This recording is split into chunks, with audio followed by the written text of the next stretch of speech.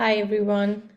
Good afternoon, good evening to all of you, and a very warm welcome and thank you for joining us today. Thank you for taking the time to be with us for this important event where me and Jasper, we are going to be disseminating the findings from a project that was titled Responsible, Safe, and Inclusive AI for Sustainable Development in health in Southeast Asia.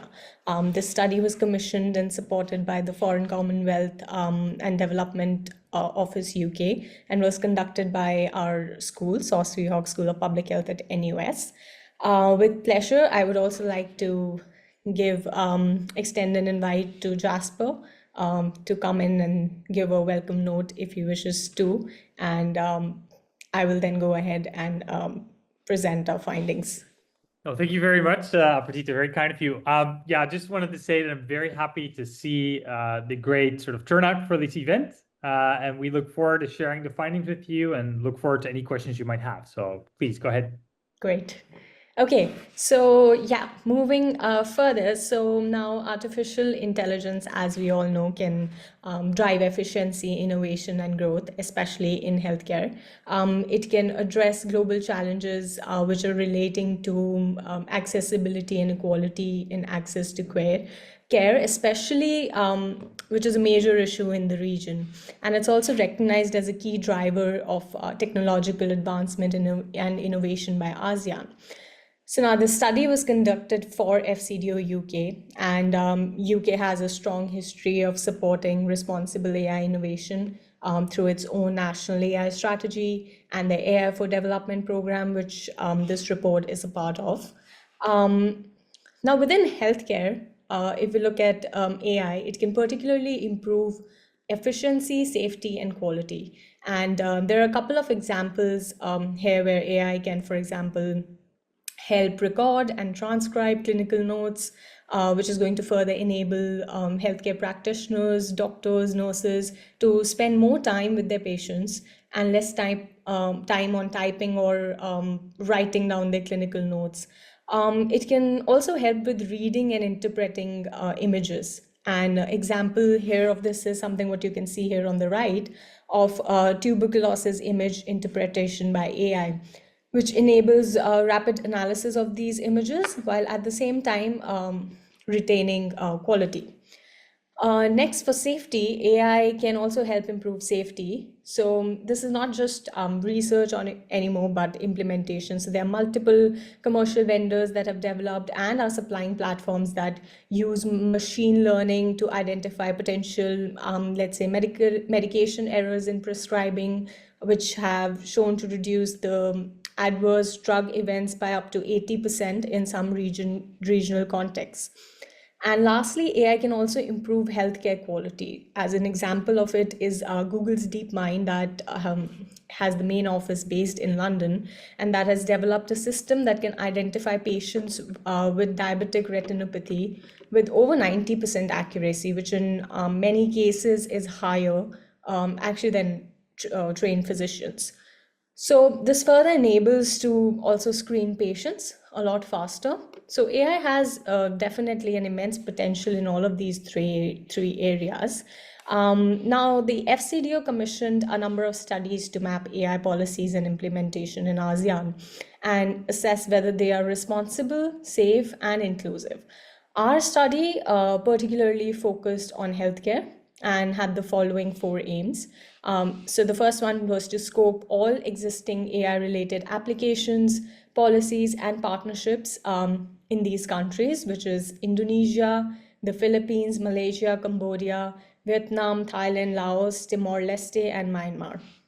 Second aim of our study was to identify any sort of low-hanging policy actions and enabling actions in these 9 member states. Third was to outline actionable research questions that possibly are based on the current gaps and that would help at a later point to promote a responsible, safe, and inclusive AI in the region.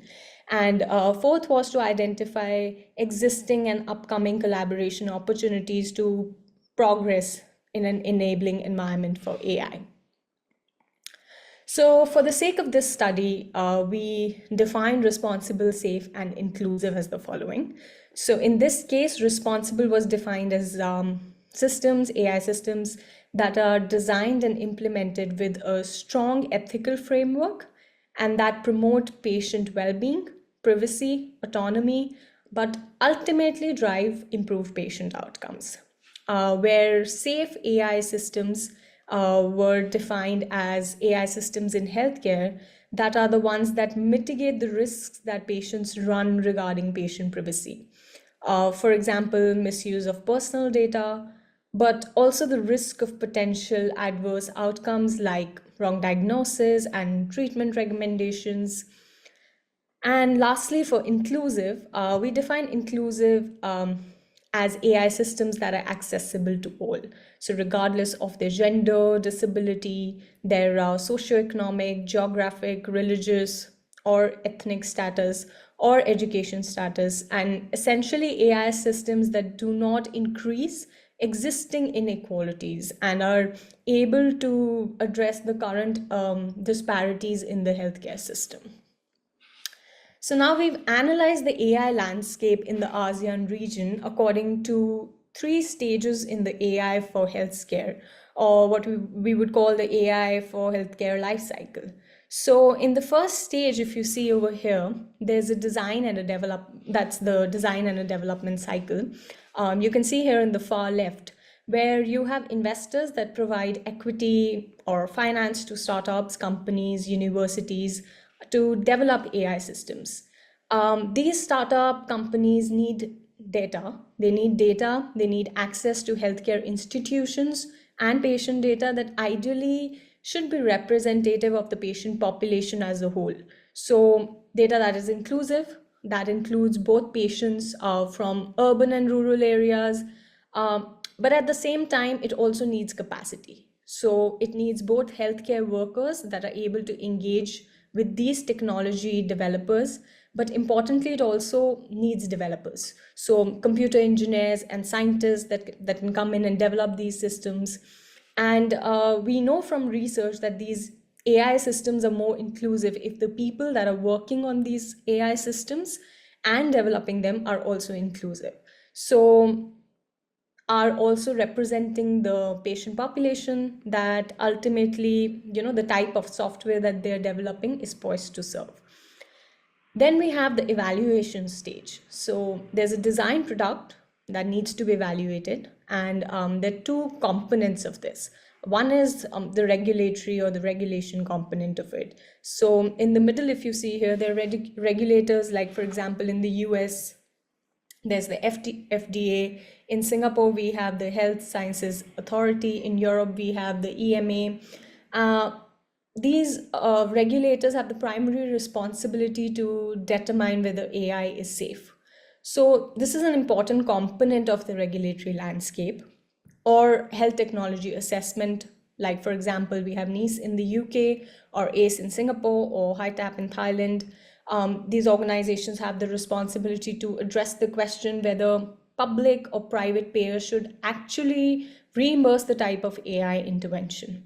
And that means that it needs to have a positive effect on the patient outcomes. It needs to be safe, it needs to be cost effective, but questions regarding to equity are also equally important at the stage of evaluation.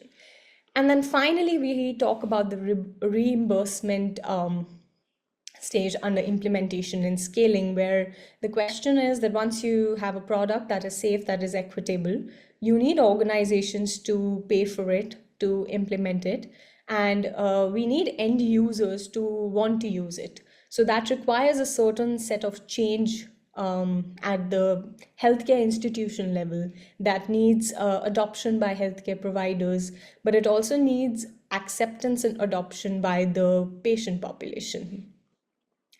So for this study, we analyzed different countries according to the AI maturity framework. And this was a framework with 6 pillars that you can see here on the left. We have governance and regulatory. We have people and workforce, data technology, design and processes, partnerships and stakeholders, and business models. And this framework was developed by the Broadband Commission which classifies countries according to the level of development in development of AI in healthcare. And we address this framework across the three pillars of life cycle that I just discussed, where at each pillar, different aspects are important to ensure that AI is going to be safe, responsible, and inclusive. So, for example, at the design and development stage, if you want AI ethic guidelines for the use of data, this would include adequate data protection laws and standards for AI development. At the same time, when you talk about people and workforce, you talk about the evaluation. You need sufficient people with expertise in the clinical evaluation, the skills that are needed for evaluating AI systems by evaluators. You need capacity for any sort of bias assessment to ensure that the AI system is not biased. And when you talk about implementation, you need a workforce that is able to use AI and also work on the maintenance and operation side of the AI systems. Now, this slide shows some of the key findings according to these different pillars across the ASEAN member states. So when we talk about governance and regulatory, very few countries had healthcare specific AI strategies. So majority of the countries in ASEAN had an overall national AI strategy, but there were very few countries that had a sector specific AI strategy, including healthcare. Now, this is important and can be an important barrier, especially because these national health AI strategies can communicate the risks of AI very well, but at the same time, also the vision of the government as well as the payers with regards to AI development today and also in the future. And this can help. So when we look at regulation, it can also guide future investment. Yeah, I do want to make that point. So when we look at regulation, there's an ASEAN regulatory recommendation for regulating AI. There's already recommendations for software as a medical device, which has been implemented by most countries, but there's nothing in place which is specifically there for AI. And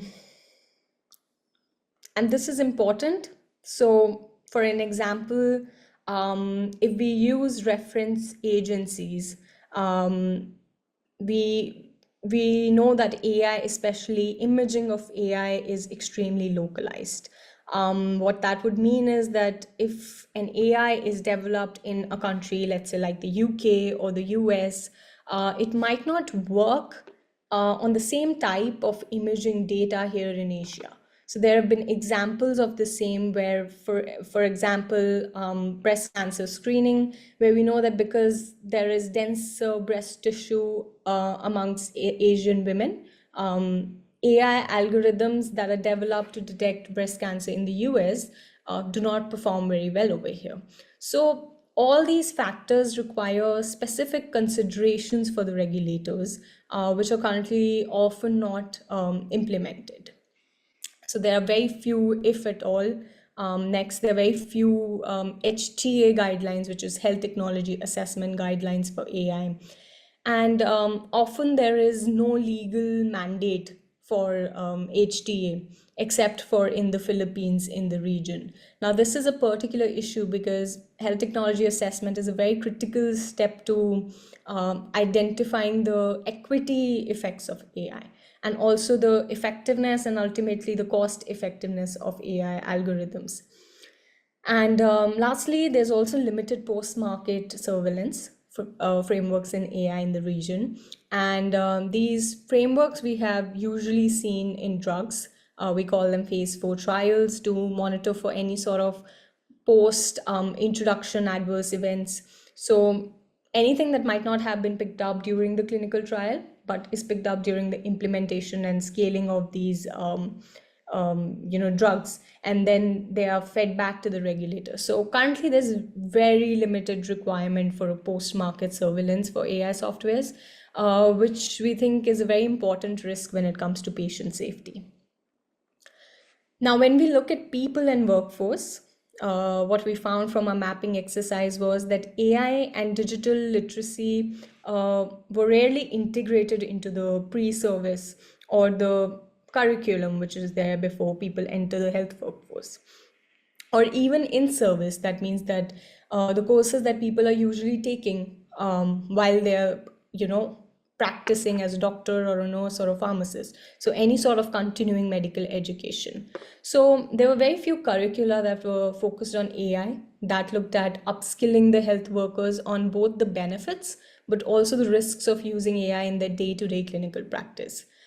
We also saw that there was significant human resource shortages in AI development, and there was quite a lot of variation across ASEAN. So, for example, there was a lot of workforce available for development of AI in Thailand and Vietnam, but least so in countries like Laos or Cambodia.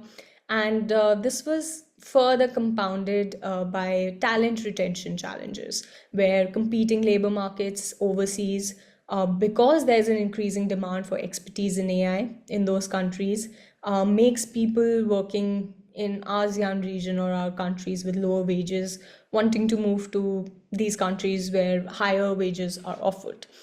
And from an inclusive perspective also, there were very limited initiatives that enhanced both women's participation in health AI as well as the rural populations, which are often excluded from, attending secondary or tertiary education in many countries. So that is a big barrier.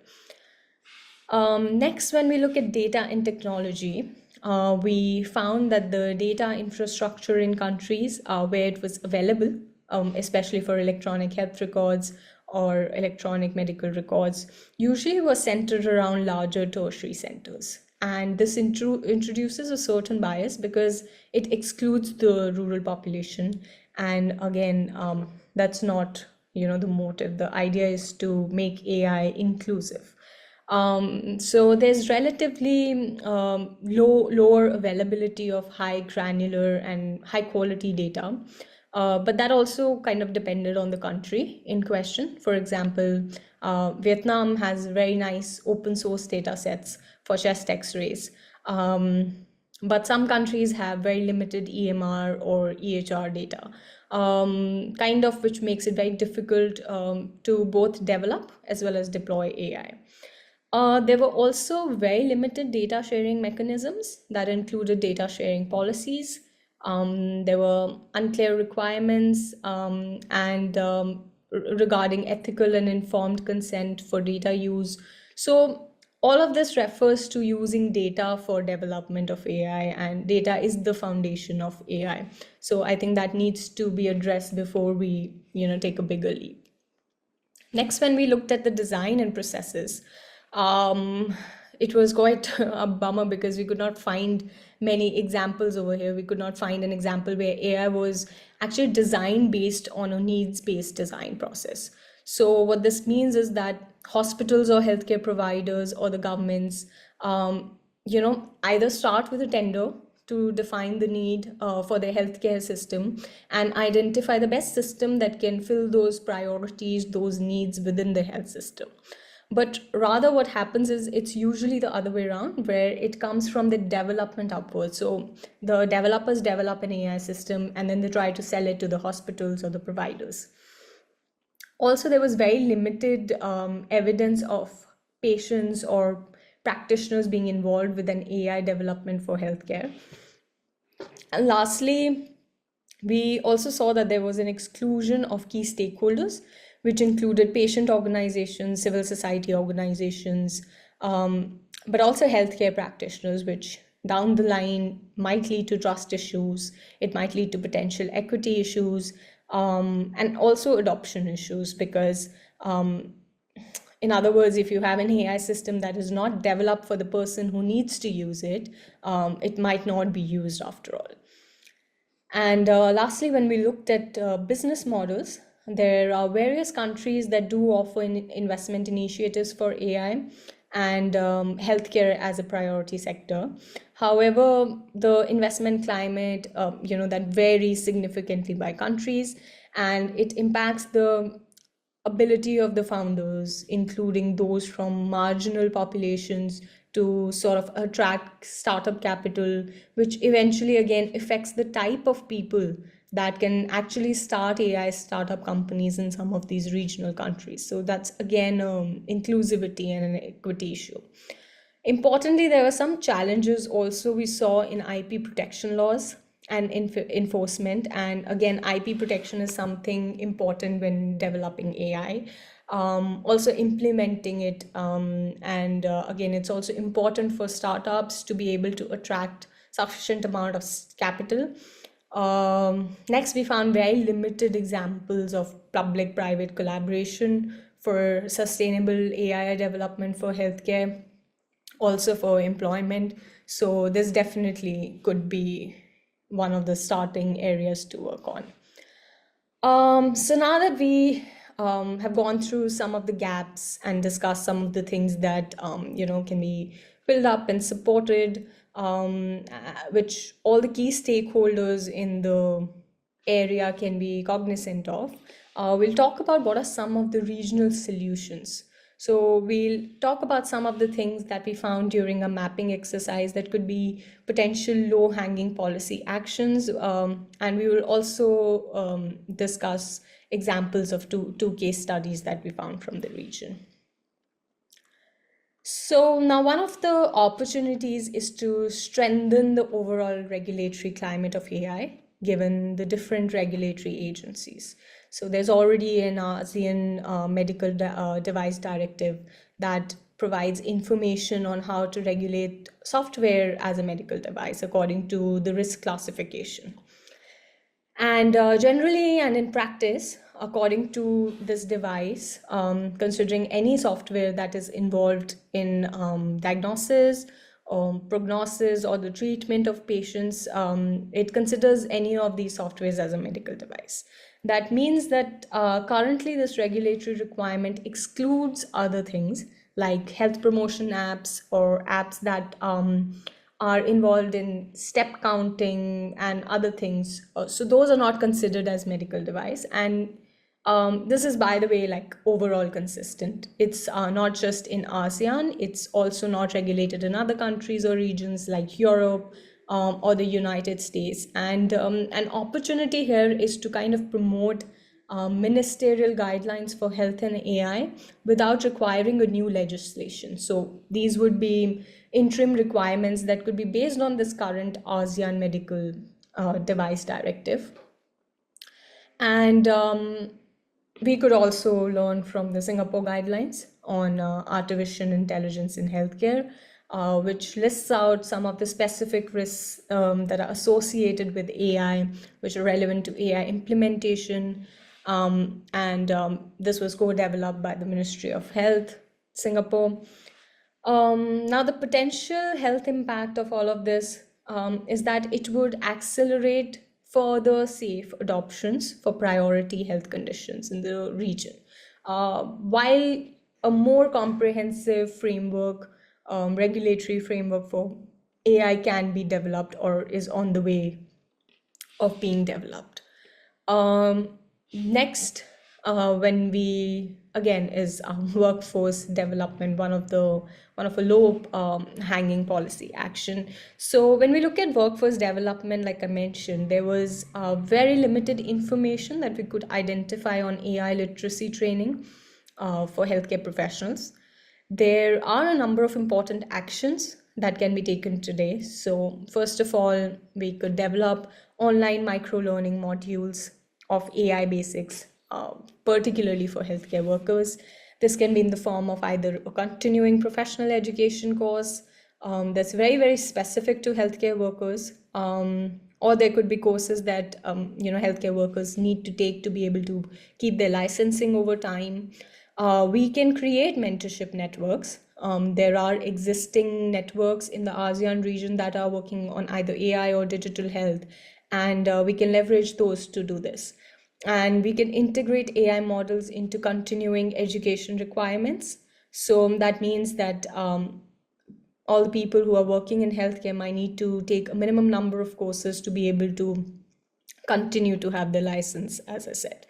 And importantly, there's an opportunity to establish centers of excellence, which are specifically focusing on district level hospitals, and that can focus on, train the trainer model that can use either continuous professional education courses or pre-service courses.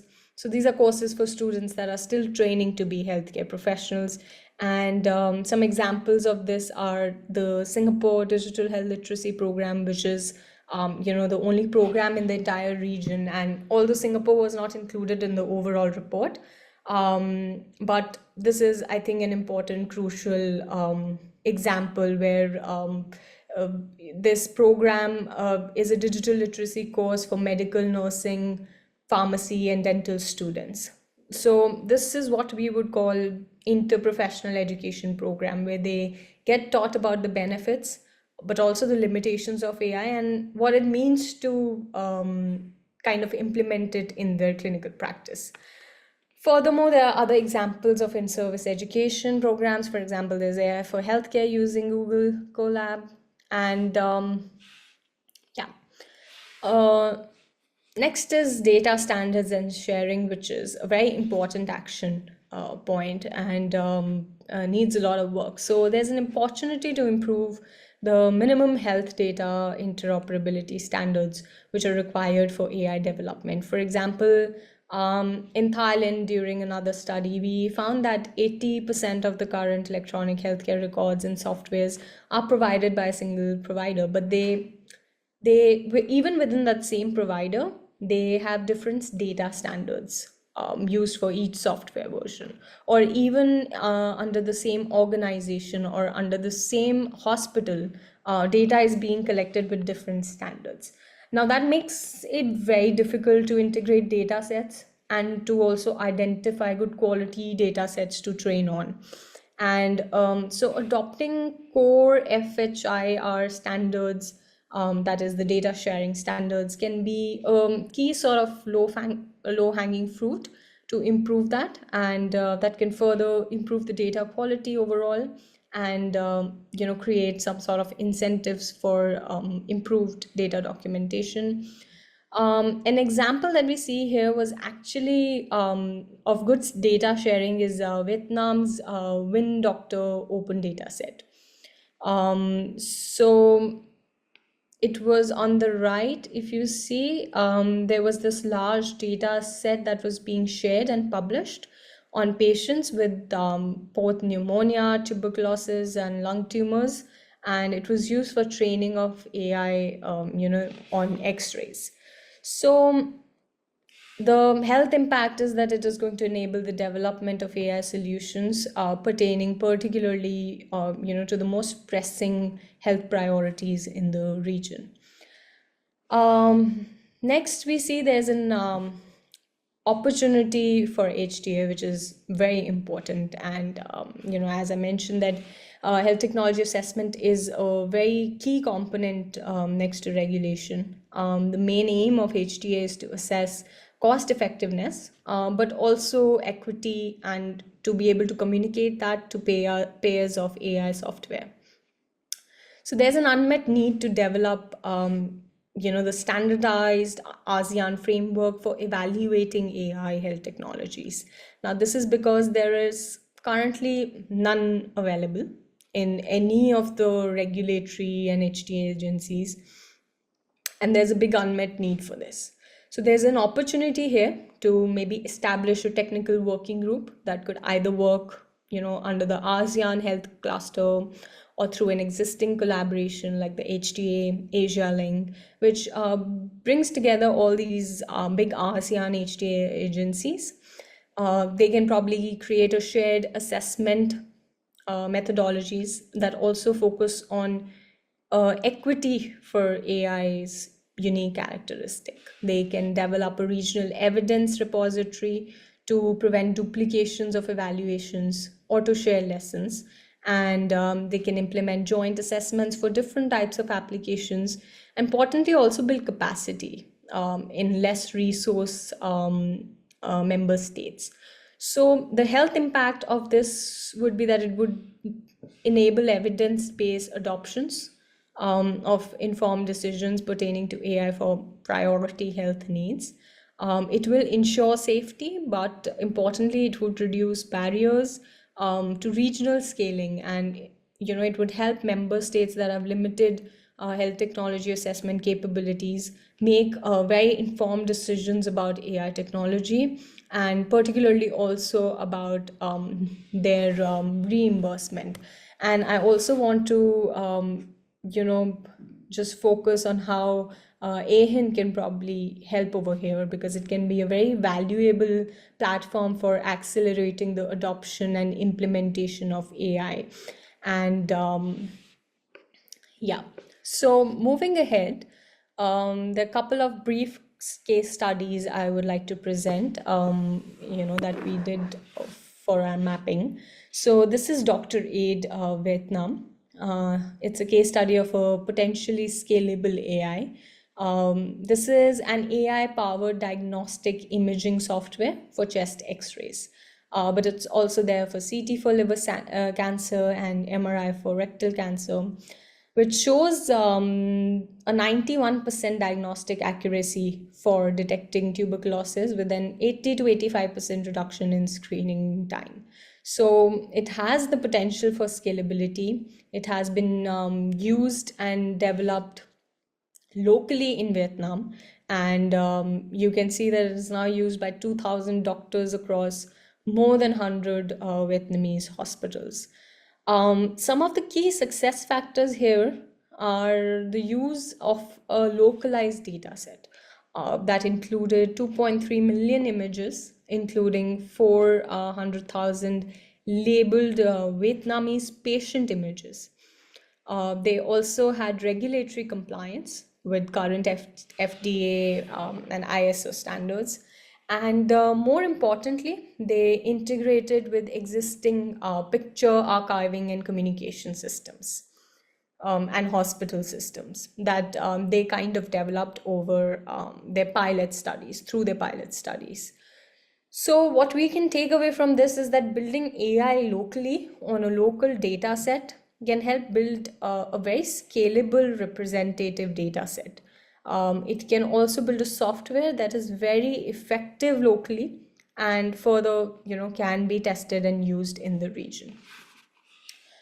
Another example of this is the Thailand's 5G Smart Hospital Initiative, which focuses on the integration of 5G, AI, and cloud computing at Sri Raj Hospital, which enables, in this case, for example, real-time transmission from ambulances. There's an AI-powered inventory management system. There's AI-driven pathology diagnosis, as well as remote patient monitoring. So the impact that what they've seen in the hospitals is improved emergency response time, and improved diagnostic accuracy. For example, pathology assessments with the potential to scale. So this is only implemented in a single hospital, as far as we could see, but I believe it has the potential to be brought to rural hospitals throughout Thailand, or even potential tertiary hospitals in the region that have the right infrastructure. And a very crucial thing that we can take away from this is how they've learned, or how they have taken different types of interventions, like the integration of 5G, AI for inventory management, for pathology and remote monitoring, to provide a sort of an overall ecosystem for health system integration of AI. Now, next is the slide that shows some of the research questions that we identified. Of course, for the overall deeper assessment of research gaps, I would recommend that you can refer to the full report, which can be accessed from this QR code at the bottom. So to quickly go through, in a succinct way, some of the questions that we identified. For example, regarding people and workforce, were what upskilling models are most effective for healthcare professionals with varying level of digital literacy, data quality, how can countries with fragmented health information systems effectively aggregate data while ensuring that they take care of patient privacy. For governance and regulatory, we can see that what kind of regulatory approaches are appropriate for different levels of AI maturity across ASEAN, and clinical integration of these AI tools, and how can we, design these AI tools to specifically function in low resource settings, especially, where there are connectivity issues. And lastly, when we look at business models, for example, pressing question was what procurement models can incentivize responsible AI development, and while at the same time also ensuring affordability for the payers. Now, so this was one of the asks that FCDO had to do us, which was what are some of the ways that UK can support? But these areas are not just, I think, relevant to the UK, but these are some of the areas which a lot of other collaborations and networks can support. So one area that we identified was regulatory support, where agencies can help to train ASEAN regulators and can help co-developing risk toolkits for ASEAN, and lead some very important policy dialogues. There could be technical partnerships that could be made. There could be piloting of AI and connectivity solutions that can be done in ASEAN. Again, there could be capacity building where modules, training modules could be developed for ASEAN particularly, and maybe there could be a knowledge sharing network that could be established. We could adapt some of the already existing data quality indexes, models for ASEAN, and we could help, take help from them in that. And of course, there could be a regulatory sandbox. They could be, they could come in and give some HTA expertise on how ASEAN can probably go ahead. So as a conclusion, AI does have a huge impact potential, especially in ASEAN, and any sort of strategic support with the existing collaboration networks with UK, with other countries, can actually help ASEAN leapfrog from traditional healthcare to development pathways. The focus definitely is on responsible, safe, and inclusive AI principles, while ensuring that benefits reach people who need it the most. There's a diverse healthcare context in ASEAN, and I think that's very valuable for learning. And a lot of partnerships can model very effective cross-border collaborations for responsible AI. So yes, thank you for joining us. And this is the Logic QR code for the report link. You can read the full report over there. And yeah, we will be happy to take questions. Thank you. Thank you for the presentation, Ms. Aprajita. Yes, Sir Jai. Yeah, I just have a quick question for Aprajita, and then of course, I'd like to congratulate on this excellent work. I think there's a lot that you packed within this short dissemination session. So it was very interesting. Yeah, good to see you, Jasper and Aprajita, back again. And then I think you will be joining again in another webinar very soon. And yeah, my quick question is is there any particular follow-up plan? Is there a roadmap further? Like this was done in the region, but then do you have anything further? That also will actually help us, the members here who have joined us from various countries, to also see how we could be part of that if there is a follow-up plan. And then I also wanted to ask you about the regulatory sandboxes. Of course, that came in the last slide, that how UK could help, because UK is one of the pioneers in the regulatory sandbox that started with fintech out of UK, and then of course went elsewhere. Now of course, many countries do have the regulatory sandboxes in the health sector as well. But did you find, because AI use case is very common for a regulatory sandbox, so did you find any other countries in the region that were actually deploying regulatory sandbox for AI? That's one thing that I wanted to ask, apart from any further or future plans. Thank you. So I'll just take the sandbox comment, and then Jasper, I'll leave it to you. So we did come across some of the implementation models, and you will see that in the report. So Indonesia has Indonesia's 2024 regulatory sandbox for digital health innovation. I think is a very good example, because that demonstrates how sandboxes can operate within these existing regulatory structures, and also provide some sort of space for innovation. We also have Thailand's AI governance clinic, which involves healthcare sector participation, and it also provides one more regional example of a collaborative approach. So yeah, thank you. Over to you, Jasper. Yeah, future plans. Good question. Frankly, it's up to FCDO. So this report is part of a series of reports that they've organized, which will drive, I think, or at least we hope, their investment priorities in the region. So they are planning to invest as part of a broader strategy in UK's leadership in AI, I understand, and essentially to support countries in the region. So we gave recommendations or suggestions, at least based on our finding. One was to contact AHIN. But I think it's critical, and I hope they will engage in that broader space, including with AHIN, on how to set up regional initiatives. So they were specifically interested in regional initiatives, was my understanding. So I really hope that will be the next step. Yeah, clearly. Thank you, Jasper. That was very helpful. We did have a brief thing on Wilton Park consultation on digital health leadership. So that was in 2019. So that was with the support of FCDO, and then of course that there were several partners who were involved with that. Yeah, we will be happy to, if there is something that we could actually work together in the region. Thank you very much. Dr. Bunchai, has his hands up.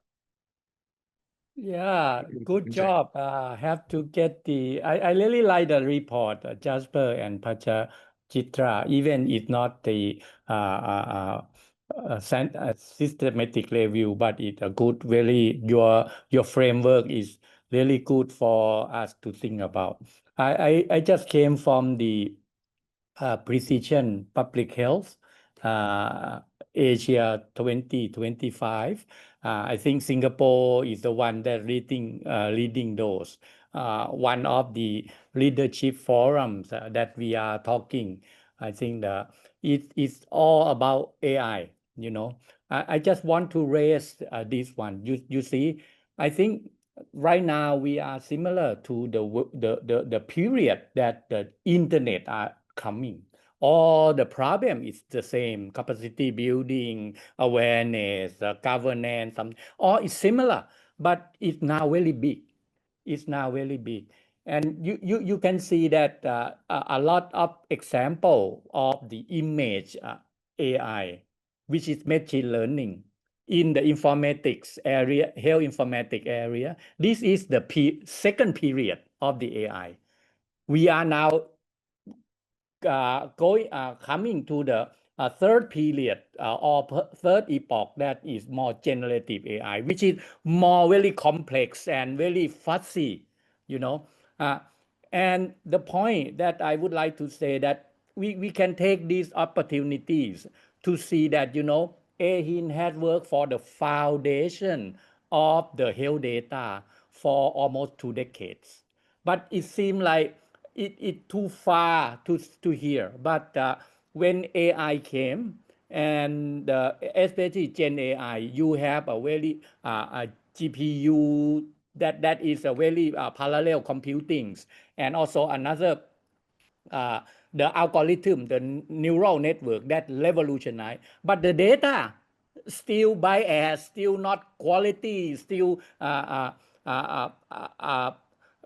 like you all already mentioned, not sharing the privacy, confidentiality. That is the problem. And right now, AI problem is more on the data side. Like you said that it cannot like Thailand already, Thai FDA already approved two image AI. And I think the Vietnam that you just show, and it also Singapore, and all of these, and you know why? That we starting with image. Because image, you can integrate data because they are using DICOM standard. If you don't have this standard 30 years ago, it's not possible. Right now, there is a lot of standard, but people are not give kind of the, the investment on the foundation of that. So I would like to kind of the comment on the report that, we sometimes we are on the top. We don't see the behind, underline those. And right now, one of the three pillar or the big component of the AI is data, the quality of data, the problem of standard and interoperabilities.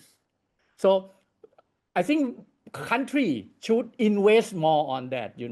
I always say that, I only identify drug in Thailand, standard to everyone to integrate. I spent 6 months to develop, but 10 years to implement.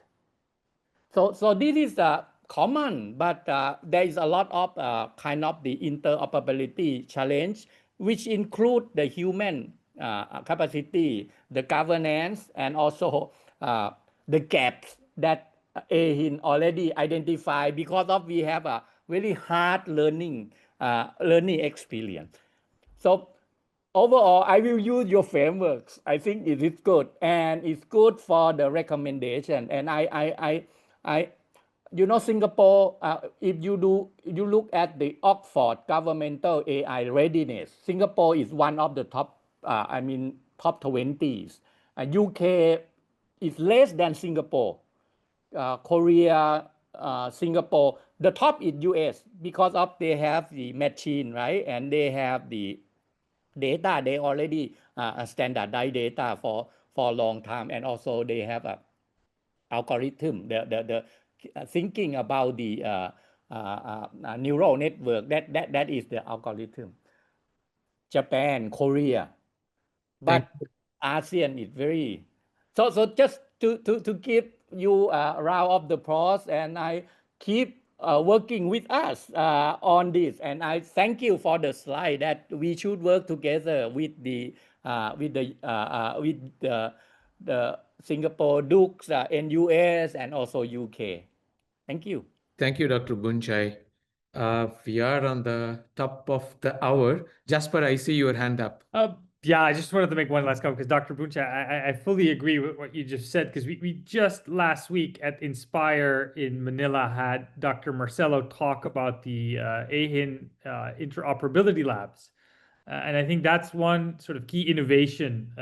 Frankly, hindsight's 2020, but that we should have also incorporated in the report, because if we can do anything well in the region, I think that standardization is so critical to have locally developed AI, because that's what you saw in Vietnam. So I just wanted to latch on to what you just said, Dr. Buncha. But thank you very much. Thank you, Jasper.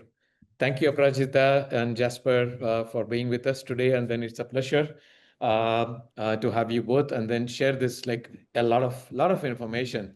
I think it was very rich discussion. Also, I think we will also be posting this once the recording is ready. And then there are others like because there is a global initiative of digital health currently that's happening. And so in fact, like we just stepped till 1 minute before this webinar, we were all there in that because we had our own AHIN session today. So we are just stepping in from there. So many are attending this. So I think some of them will, of course, see the recording once it is ready. So thanks very much. And then we look forward to work together with you in the further journey of this work. And let us know like how AHIN could collaborate. All right. Thank you, everyone. Thank you.